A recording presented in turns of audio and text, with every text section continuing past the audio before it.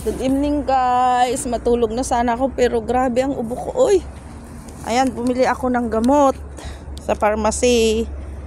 Ayan, nakabili na ako ng gamot ko sa ubo. Ayan, guys. Biga-biga shout out po sa lahat. Ayan, tinatamad sana akong bumaba kasi grabe ang ulan pero walang mautusan. Kaya ang kailangan lang talaga sa sarili guys, katawan. Kasi pag hindi ka kumilos, wala kang talagang tutulungan mo yung sarili mo. Ayan yung pharmacy. Ayan guys, talagang ikaw ang tutulong sa sarili mo. Tulungan mo ang sarili mo para mabuhay ka.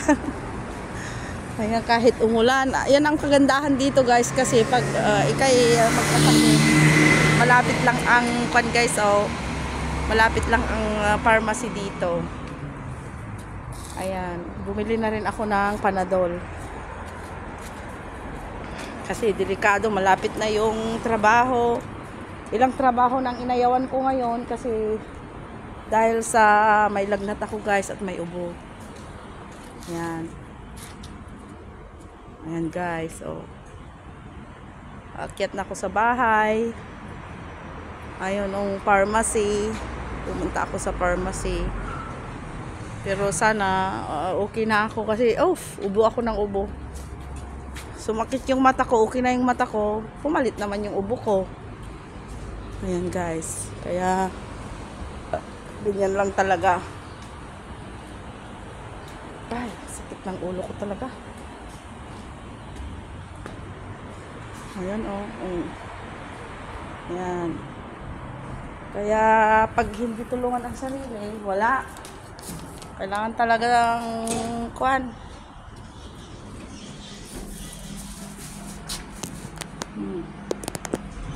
Grabe nakabalot pa ako.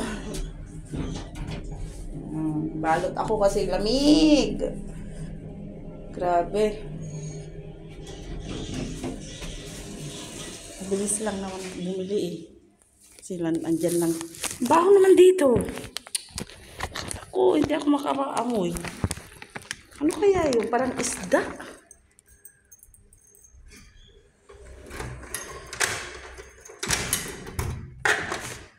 Ayan guys. Dumating na ako. Sa loob ng bahay. Ilang minuto lang naman akong lumabas. Ayan. Tingnan ko nga yung gamot ko na binili ko.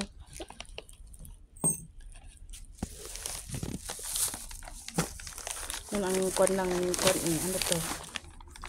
Kalimutan ko tuloy yung gamot ko doon. Ayan. Ano to? Maganda daw ito Mahal lang pero okay lang. Kahit na mahal.